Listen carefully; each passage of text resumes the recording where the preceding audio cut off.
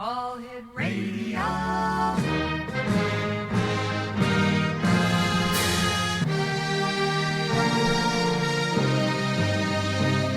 Welcome to the X Zone, a place where fact is fiction and fiction is reality. Now, here's your host, Rob McConnell.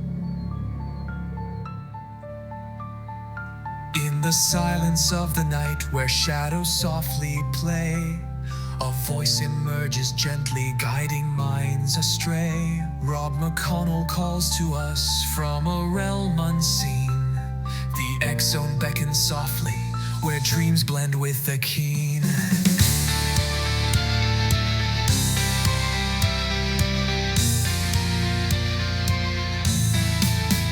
In the whispers of the cosmos where the truth collides with lies, he crafts a tapestry of stories beneath an endless sky. And over 35 years of tales that twist and turn, each word a flicker sparking fires, igniting hearts that yearn. Dare to believe he softly pleads in this place divine, where fact is just a mirror and reality unwinds. In the X Zone, oh, we dare to dream through it. And welcome back to the X Zone, everyone. I am Rob McConnell, and we're coming to you from our broadcast center and studios in St. Catharines, Ontario, Canada, on the Talkstar Radio Network, Mutual Broadcast Network, Tuber TV, and of course on the X Zone Broadcast Network.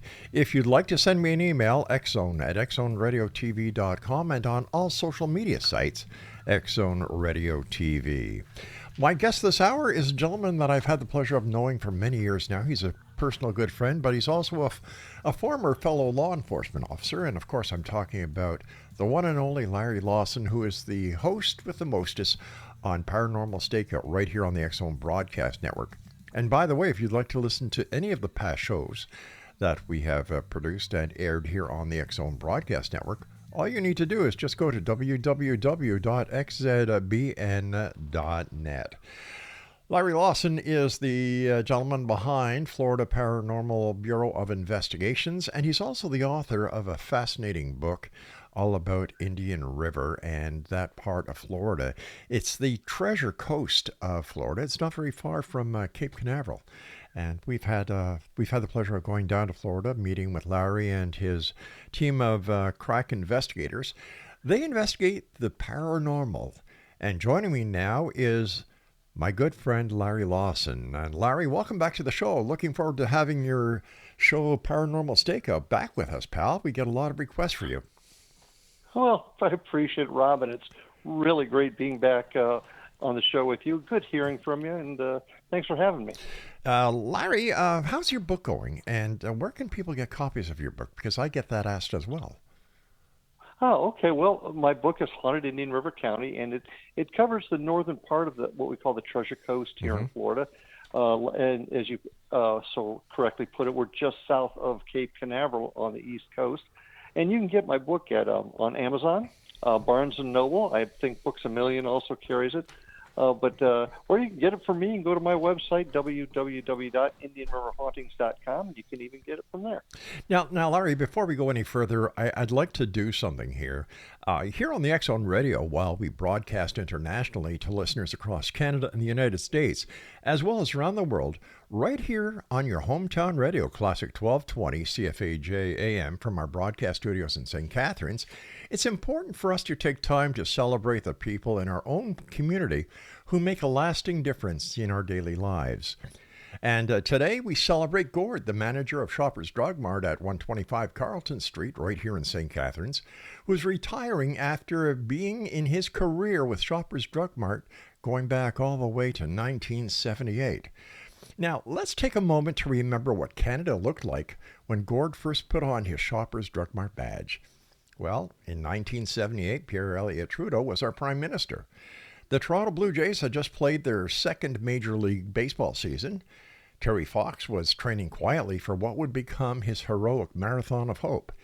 Anne Murray was topping the music charts, and Canadians were getting around their TV sets to watch Hockey Night in Canada, cheering on legends like Guy Lafleur and the Montreal Canadiens, who would go on to the Stanley Cup that year. Through all these decades of Canadian history, Gord has been constant with offering kindness, professionalism, and friendly smiles at Shoppers Drug Mart. His leadership and dedication, along with the entire Shoppers team, have made that store, that's the store Laura and I go to, a true pillar of the community. Now, on behalf of all the friendly and dedicated staff at Shoppers Drug Mart, the friends you have made, Gord, the customers that you have helped, everyone here at the X Zone Radio TV show, my wife Laura and myself, Gord, we all want to thank you. Thank you for always being there for our families and for the families of friends in St. Catharines that have had the pleasure of meeting you and have been customers at your Shoppers Drug Mart in the Lake and Carlton Plaza. Gord, take it from me.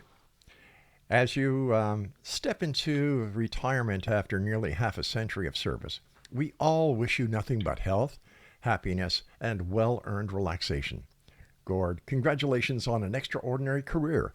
And thank you, Gord. Thank you for being part of our lives since 1978. Wow, 1978. You know, it's so nice for us to be able to recognize people who do positive things in this world of ours.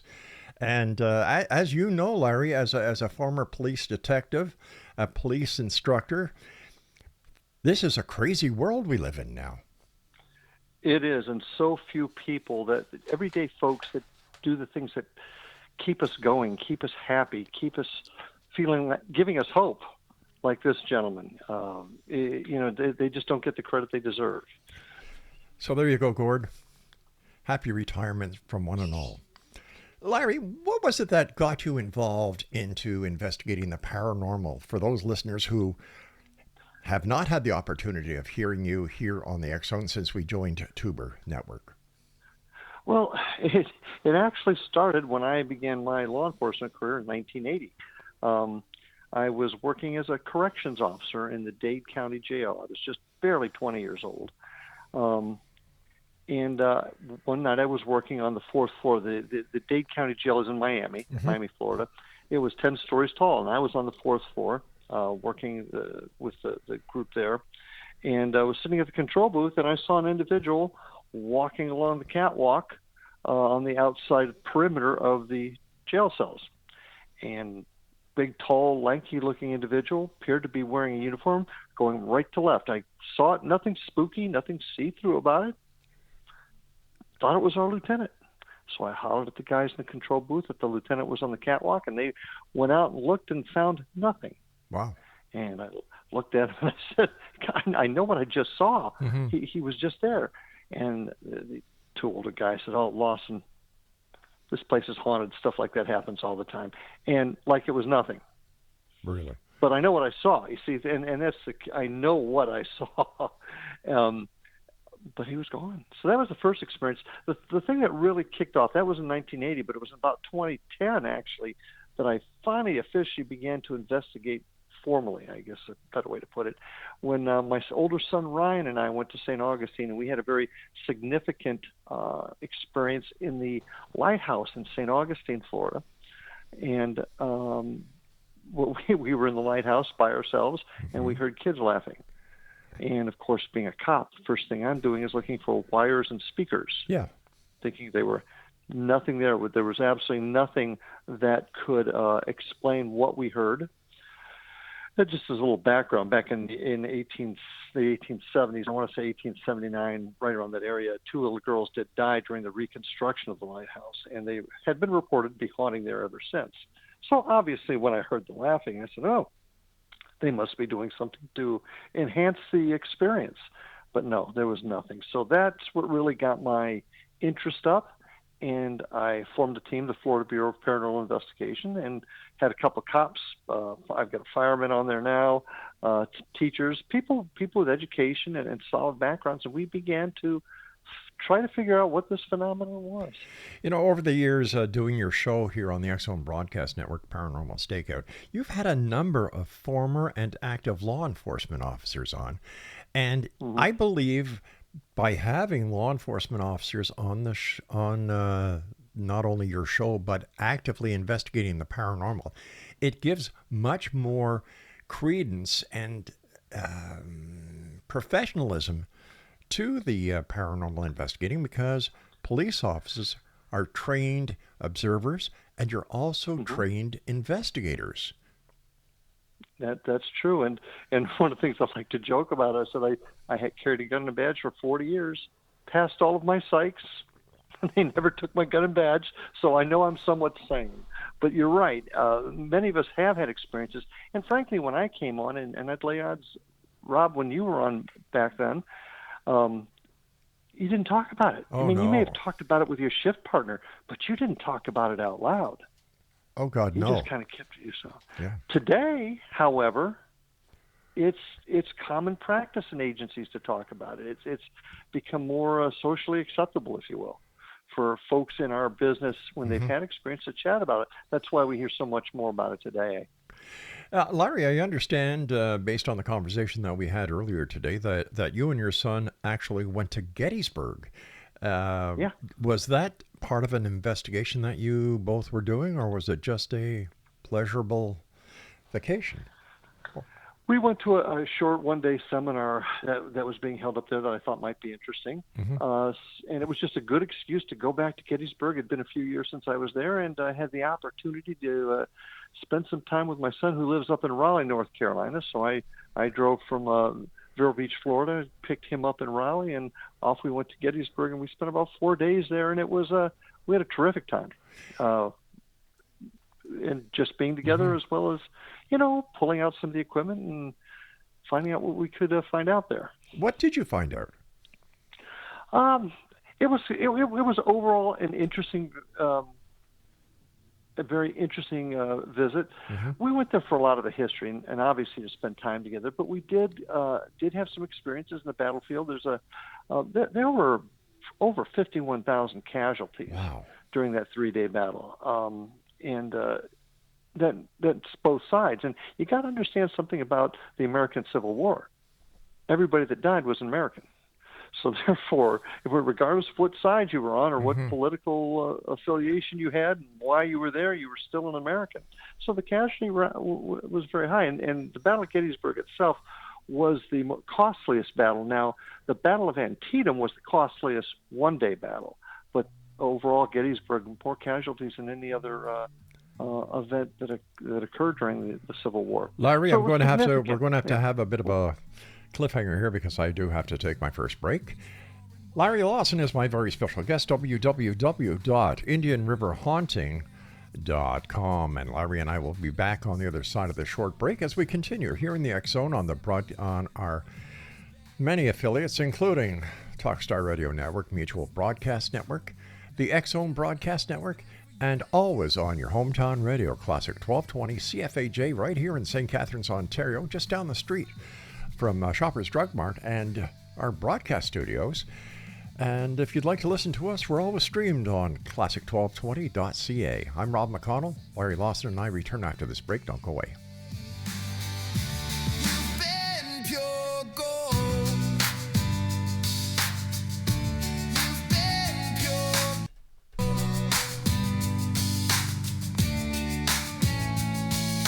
When Trudeau was leading and the Blue Jays were new, when Terry Fox dreamed of the hope he pursued, and Murray was singing Gallifleur on the ice, through it all Gore was here, making every day nice. Thank you, God, for the years you've given, for the smiles, the care, the life you've driven. From St. Catharines, it's hard.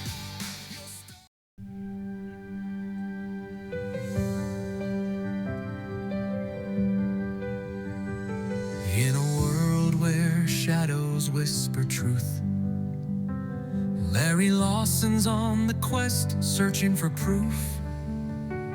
From the badge to the beyond, he made his stand. With a heart full of courage and a flashlight in hand. With every step he takes through the haunted night, unlocking unseen doors, shining the light. Former detective in search of the real, bringing stories to life that we all can feel.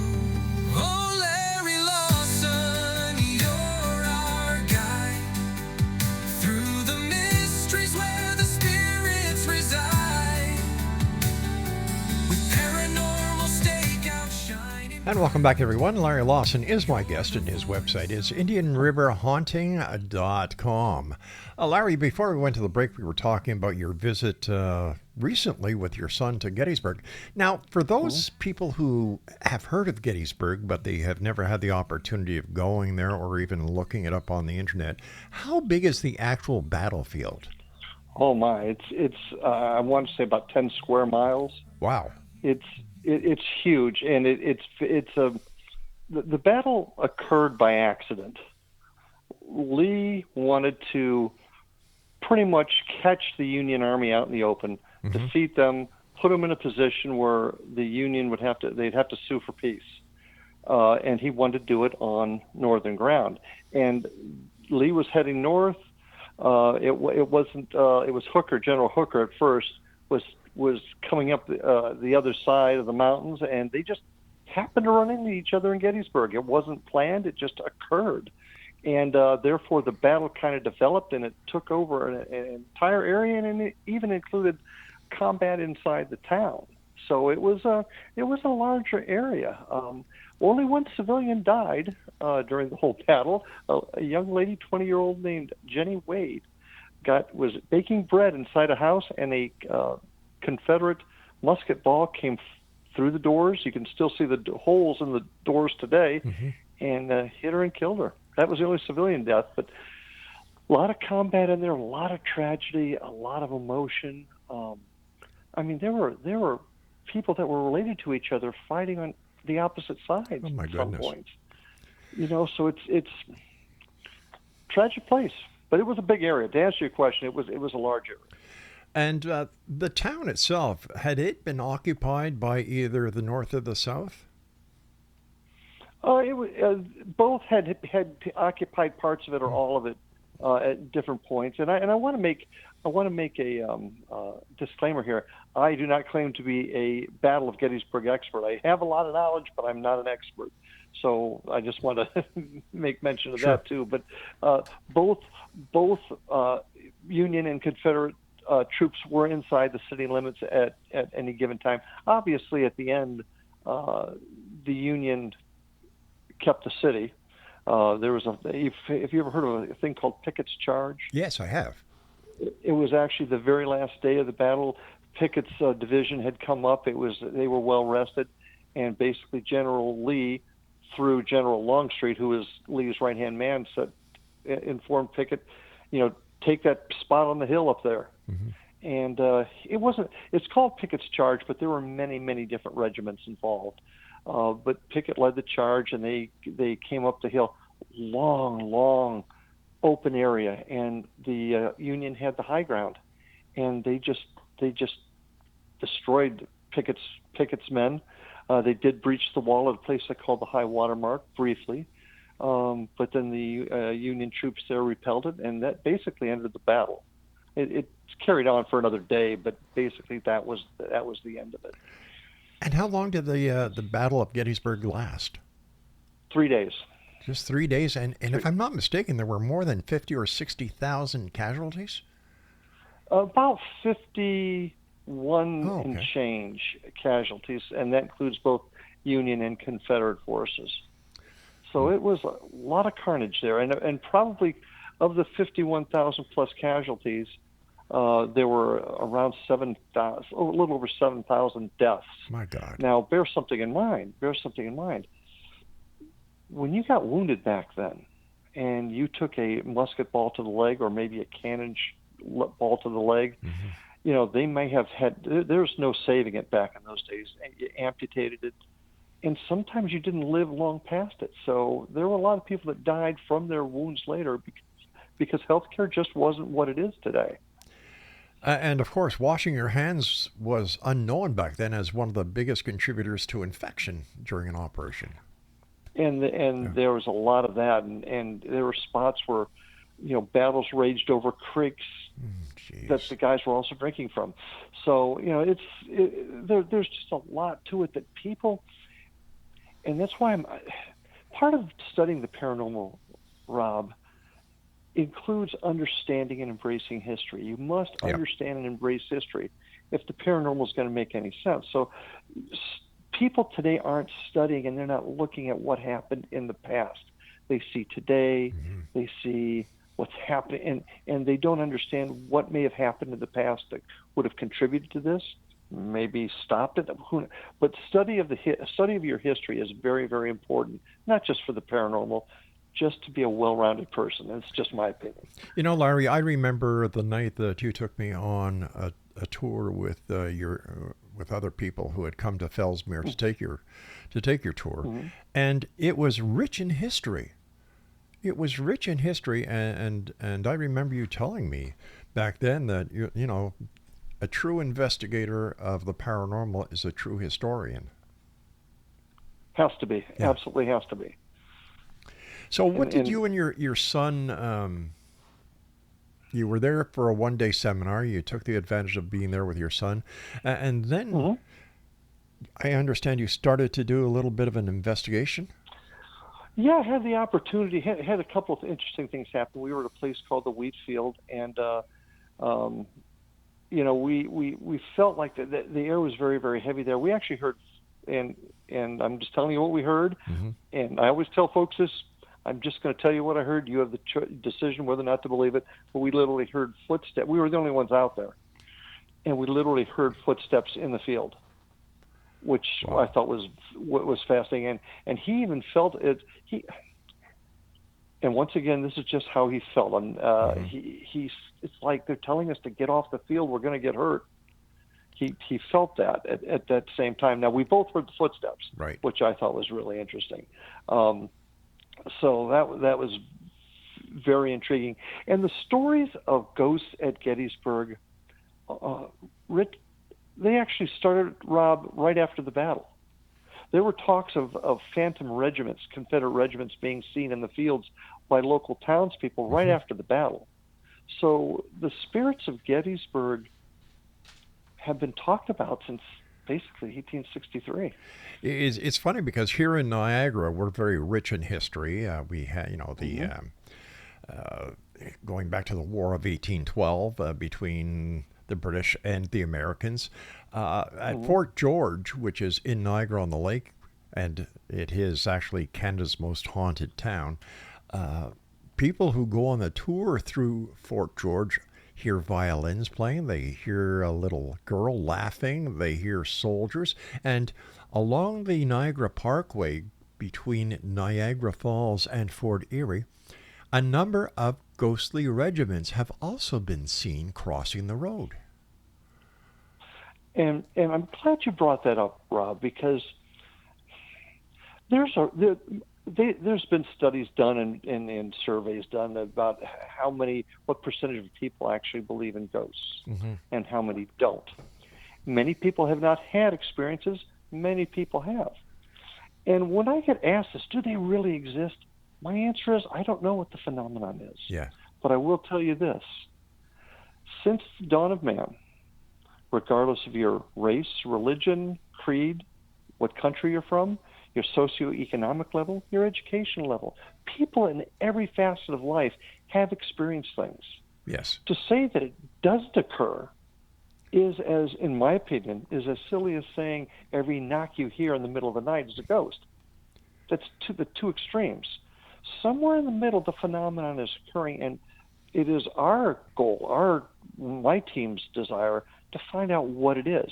And that includes, even if it's us, if we're the ones creating it, if that's where the evidence takes us, then that's the answer. But something's occurring. Larry, that's what makes it such a great mystery. Larry, you are a professional law enforcement officer. You have served your country, your state, and your communities with pride, and I'm very proud to call you my friend. Are we getting any closer to the truth, to discovering what the paranormal really is? I'm not saying it doesn't exist, but are we getting any closer to the answers?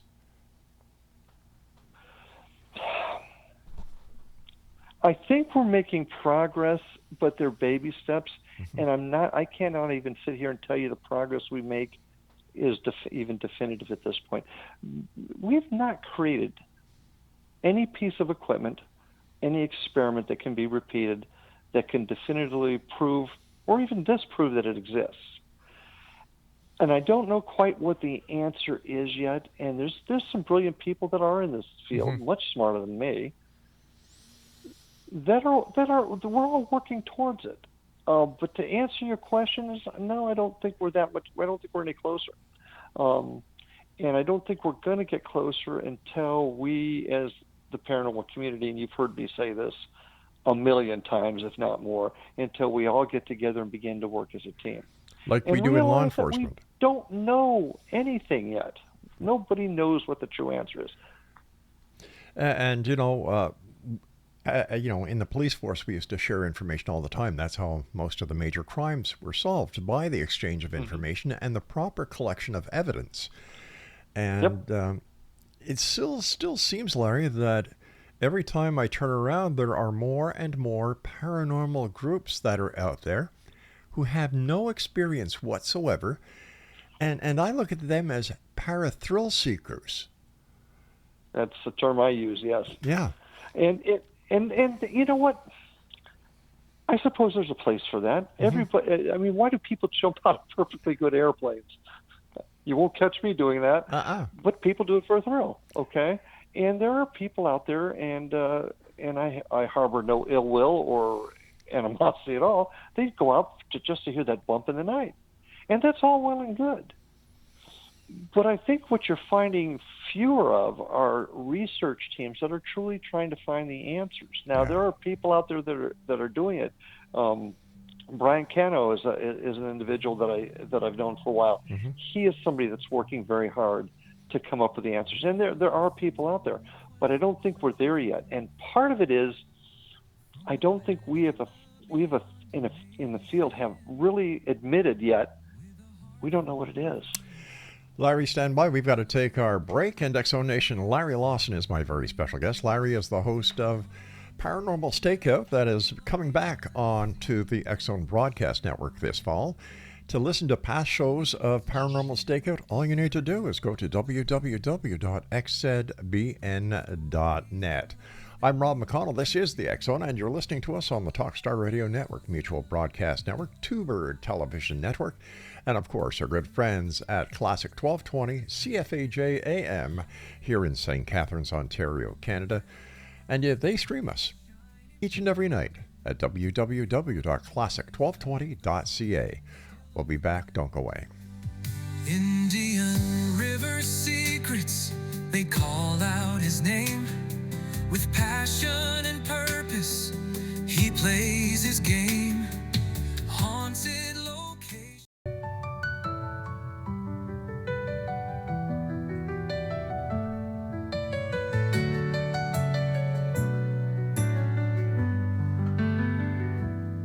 Some days I walk, some days I crawl, some days I can't feel much at all. My body's a maze that I try to read. Every step forward, a silent need. But I won't let this break who I am. I've learned how to fight, learned how to stand.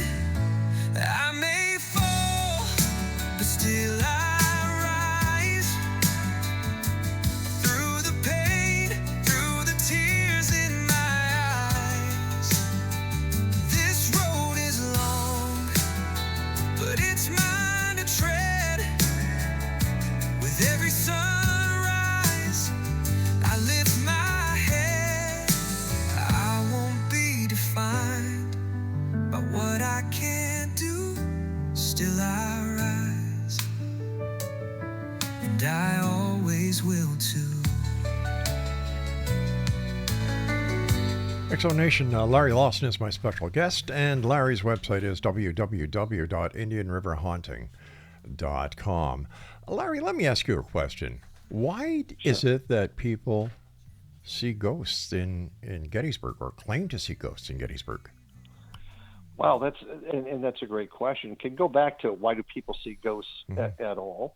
But we're talking about Gettysburg here, and let's look for a second at what happened at Gettysburg. Okay. For 3 days, men were killing each other, maiming each other. Emotions were high. It just was a dreadful time. There are beliefs that this energy is somehow could easily be trapped in the ground. And this is just a personal feeling of mine, for example. I think a great proportion of sightings or experiences is not the dwelling where they occur, but it's the land itself. So there's a lot of belief the land holds the energy, as well as things like granite, wood, water, all kinds of things like that can somehow hang on to energy. Now, there's two types of haunts that we look at, residual and intelligent haunts. Gettysburg has had both of them. Now, the residual haunt is one that you would typically hear about in Regiment, or in Gettysburg, rather. And that would be you're standing in, we'll just talk about the wheat field where Evan and I had our experience this last week. People would suddenly see a line of soldiers in blue advancing with their colors, and then they would fade away. Now, if you were to run out and talk to them or yell at them and say, hey, stop it, they wouldn't react to you. Why? Because it's considered a residual haunt. There's a lot of debate in the field whether that's even a ghost or is it just trapped energy that is replaying itself on a loop, almost like a video. Right. So is that really a ghost or is that just trapped energy? And certainly there's plenty of science that can talk about how certain minerals and things can hold on to energy. So that's one of the things that you see there, and probably one of the more common ones, but you also read tons of stories about people that will be going in a spot. I don't remember the exact details of it, but a woman was in a place called Devil's Den. It was a group of boulders that sat just below a place called Little Round Top, and which was a famous part of the battle. And she was talking to a guy in uniform. I don't recall whether it was Confederate or Union, but just talking to them, and he was dressed properly, speaking in the tongue of the time, and then he was gone. She turned and she looked back, and he was gone. That would be more of an intelligent type of haunt where they're somehow responding to you and talking to you. So there's tons of that there. One of my favorite stories out of Gettysburg was it was a reenactor that I think he was actually filming the Gettysburg movie back in the 90s or the 80s, right? It's an older movie. It was in the mid to late 90s. And he was going home after the filming, and he had a pickup truck, and he looked in the back of his pickup truck, and he sees one of the reenactors in a Union uniform just sitting in the truck, bopping along. And it's like, well, I guess he just needed a ride. When he got to where he was going, the guy was gone. What, did he jump off? Probably not. He would have heard it. Or was it one of those types of intelligent haunts that just... All I can tell you is what people have said and have experienced. You know, Larry, I was listening to that story that you just told us, and that echoed a lot of the stories that I've heard about modern day experiences with angels, where this apparition appears. People think it's a person or an animal in a matter of unspecified time at times. The apparition or the person or the animal disappears. Is it possible that we're looking at the same phenomenon when we talk about angels that could not be described in earlier times as we now refer to the same phenomena as ghosts? That's entirely possible. And see, you asked before, we talked a little bit before about where we're going in the field, and that's the problem. I don't think people are open enough to that. They have their own ideas of what it is, and they're not willing to ask the question that you just did. Is it possible? I think absolutely it is, because we don't know yet. We just don't know. So, yeah, I think that's entirely possible. Exonation Larry Lawson is our special guest this hour, and his website is IndianRiverHaunting.com. When you and your son were on your way home to Florida, what memories what one memory do you both bring home with you that will always be there whenever you think of Gettysburg? Oh, just the fact that I was there with my son. I mean, he's grown up now. He lives in Raleigh, in North Carolina, actually, and I don't see him that often. So just being with him. But if you want to talk about the one thing paranormal that sticks with me, it's being in the wheat field, and he's a very jovial young man, jokester. Takes after his dad. And just no, he's much funnier than I ever was. I should say. Suddenly watching him get very serious and asking him what's wrong, and he just doesn't really want to talk about it. Then he tells me, yeah, there are people in here telling us to leave. We're going to get hurt. And my son's super guy. He's totally normal. But he experienced this. And I think that right there. Now, I'll tell you, there was one other little thing, too. We were in an old schoolhouse right on the edge of the battlefield, and he was in there, and we were using some of our equipment, and he identified a soldier that was in there. And then we were using a piece of equipment called a spirit box with headphones, and we had another gentleman and his son in there with us, and suddenly it got very, very quiet. And the gentleman asks, "Why don't you want to talk to us anymore?" And then his son, Evan and I were observing this. They were using our equipment. The son, who had the headphones on, could not hear us. Immediately said, "Because you're here." And it was so quick. I mean, it was pretty startling, actually, almost as if it was an intelligent response. So, go ahead. No, I was just going to say earlier, you and I were talking about, more people coming in for their paranormal thrill seekers, and I noted down here on the paper in front of me that you actually said that it seems that there's less and less professional investigators that are coming into the realm of investigating the paranormal, and that kind of threw me for a loop, because I would have imagined that after all this time and groups like yours that go out there and really do hardcore investigating, that there would be more people involved in the professional aspect as well as the scientific field coming in with quantum physics and quantum mechanics. I think I don't want to mislead you. I think there's still a large group of people doing it that are, looking for the answers, doing the proper research.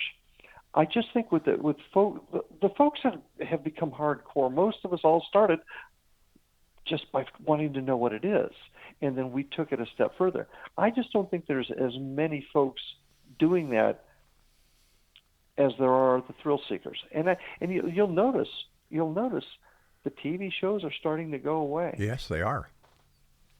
And I've been kind of waiting for this for a while. Mind you, there's a new movie coming out, I believe it's September the 6th, called The Conjuring. Again, the final chapter, I believe it's called. And it's about Ed and Lorraine Warren. Mm-hmm. And why do you think that those two people, Ed and Lorraine Warren, still have a grip on the paranormal, even though neither of them, I believe, are with us anymore? I just think that they were involved in some of the cases that really brought this to the forefront, and those are the names that are remembered. Now, you've also got your Hans Holzers, yes, and folks like that really led the charge in the early days. Mm-hmm. I just think that they were the ones that were out there, and I certainly don't know them, and I can't really comment on their work, but they have a following, and people have enjoyed the Conjuring series, and they just want to. They're hoping to see the end of it, I suppose. So they were. I was a little surprised. They were the icebreakers. Yeah. Okay. They're the ones that kind of brought it out and made it more. Before it became really popular in the early 2000s, they're the ones that made folks socially aware of it, I think. They're the ones that really brought it out into the open first, I think, and maybe that's why. They brought credibility to it, or they heightened credibility. They heightened the interest, I think. And certainly the books and the movies have done well. People have gone to watch them. If I'm not mistaken, didn't you have on somebody that was involved in one of the Conjuring houses? I can't remember her name. Yeah. I've actually had Andrea Perron on my show early in the early days of Paranormal Stakeout, and I actually had her at one of our conferences in Fellsmere, one of our Para-Unity conferences many years ago. Yeah, and of course the Amityville Horror. You've got The Exorcist, and so on. But well, let's look for a second, Rob. Sure. Even though you're not seeing as many of the Ghost Hunter TV shows, mm-hmm. I still think that generally people are fascinated by the unknown, by the unanswered, and that's what this is. This is one of the greatest mysteries of all time. Larry, I hate to do this to you. I hate to do this to you, but I've got to take my break, so please stand by. X-Zone Nation, my good friend and the host of Paranormal Stakeout on the X-Zone Broadcast Network is my guest this hour, the one and only Larry Lawson.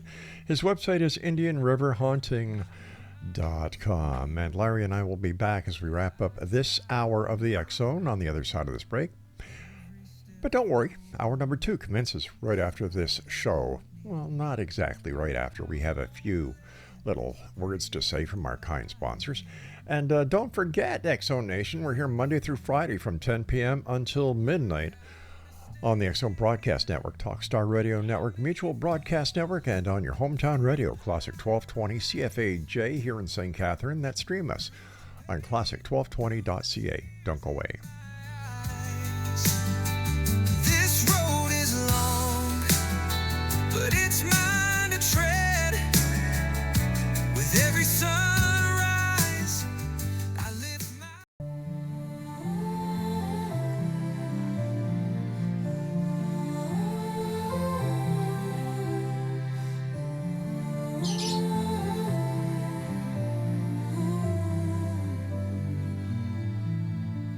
In the twilight's hush, where shadows whisper low, a silver glimmer streaks across the sky aglow, with a haunting melody. The air begins to thrum, an echo of the wonders that from beyond have come. Celestial encounter as the stars align, a tapestry of... And welcome back, everyone. Before we get back to my good friend Larry Lawson, who is an author, a paranormal investigator, and one of the people behind the Florida Bureau of Paranormal Investigation. His website is www.indianriverhauntings.com. Once again, I'd like to congratulate Gord at Shoppers Drug Mart on the corner of Lake and Carlton here in St. Catharines for all the great years of service that he's done here in St. Catharines at Shoppers. He is retiring after starting going back to 1978. So once again, Gord, from everyone here, and I'm sure your staff and friends as well, enjoy your well-deserved retirement. Larry Lawson, I have to ask you this question, buddy. Was this the first time that you actually went to Gettysburg? No, I've actually been there a couple of times before. Last time was a few years ago, and that's really where I had my first experience. It was kind of interesting. There's a bridge. It's called Sachs Covered Bridge. Mm-hmm. Still well maintained. I think it's privately owned now, but they do allow the public on it. And I was down there, and my wife and sons were with me, and my wife didn't believe at all. And on this bridge during the Civil War, there were, I think, six Confederate soldiers that were hung as deserters on the bridge, right? And it's been known to have a lot of paranormal activity. Mm-hmm. So we're down there, and it's dark out there, and we're sitting on the bridge, and I'm snapping pictures as I normally do. Yeah. My wife was sitting on the other side of the bridge with my son, and I'm snapping pictures. And as I snap one, this large, heavy chain came crashing to the bottom. And as I snapped the picture, I saw my wife, startled and looking towards it. It was right at the right time. There was only one problem with that chain. It wasn't there. Everybody heard it. The tour guide heard it. My wife sure heard it. And to this day, she said, I believe, I just don't want to deal with it. I don't want to be part of it anymore. But that was probably one of the most humorous of things that had happened, because I had a very stoic, very, straightforward wife who now believed, because of an experience that happened to her that we could not explain. And once again, you look for some sort of electronic device that was doing it. It wasn't there. And we all heard it. So Wow. That was probably my first experience at Gettysburg. Have you had any others at Gettysburg that parallel that? Not that I got close to that one. I'll be honest with you. I have not yet seen what many people have talked on. There's a bunch of stuff on the internet, which obviously I need to caution everybody about looking at the internet and taking it with a grain of salt, because there's so much AI out there now. But there's lots of people that have recorded things at Gettysburg on film. Some of them have been debunked. Some of them absolutely have not. I have yet to experience actually seeing something at Gettysburg. Have you noticed that the lettering has changed in a lot of things? Like we've gone from BS to AI, and we've got and we've gone from president to taco. It's amazing how the words shift around. Is that what? How the words seem to shift with the ages. Yeah, well, it's shift with the ages, and everything is cyclic. Next year it'll be something else. So I don't know what to say. Speaking about the president, I understand that the White House is very haunted. There have been many, many rumors over the years that Abraham Lincoln does still inhabit the White House. Mary Todd, his wife, for example, was very much a spiritualist and actually had conducted seances inside the White House. So, yeah, there's always been talk of that. Do you think that the time will ever come where all the different paranormal organizations, research groups, and teams will share the information, or put it at least in a place that one and all who are investigators can access the information to see if they have anything that they can contribute to the data bank, just like we used to do in the police force? Right. There's a lot of talk about that at this conference I was at. There was a lot of talk of that, and there are people that want to see it done. But the problem is coming up with the structure to do it. A lot of people want to do it, but nobody's coming together as a whole group to do it. For example, I actually tried to do that myself a couple of years ago. And I just and I put it out there, folks, this is what we're trying to do is build this repository of information. And I put it out there, and I think I got two takers. Wow. And yet the UFO community, man, they put everything, make everything available through MUFON, as well as the, I think there's now a library where all the information is being put, as well as the notes and investigative reports from UFO investigators who have, since leaving the UFO community, have gone into being ghosts themselves. So why is it that a group like ufology, which is way younger than paranormal investigations, can actually get this accomplished, and yet? Well, let's look what happened, Rob. MUFON became immediately the center point that everybody went to. Paranormal investigations, ghost investigations, if you will, never had that. It was always individuals. MUFON seemed to just create this this immediate direction, this beacon that everybody came to. And I think if folks in the paranormal, the spirit ghost investigations, if you will, had done that, maybe it would have been different. And at least that's the way I'm seeing it. MUFON just created itself and said, everybody who wants to study this, come to us. And they did. Whereas people have been investigating ghosts since the beginning, and everybody's still too individualized. That's why I think it is. Do you think that in order for paranormal investigations into ghost hauntings and other aspects of the spirit world is concerned, that in order to advance both technologically and advance-wise, paranormal investigators need to look outside of the box? Yes. You need to look outside the box. You need to be willing to hear other people's thoughts and explanations. And then we all need to get together somehow and share these thoughts and ideas and meld that into a cohesive structure or system to investigate, collect the evidence the same way, examine it, create new experiments and new pieces of equipment from that, all that information coming together, if that makes sense. It does. And work together as a team. That's the only way it's going to happen. Do you think that the paratourism industry is still going to thrive, or do you think people are going to say, you know what? Nah, never mind? Well, from a personal standpoint, when I began to doing my historical ghost tours down in this part of Florida, in Indian River County and some other spots here in Florida, I really thought it was going to last a year.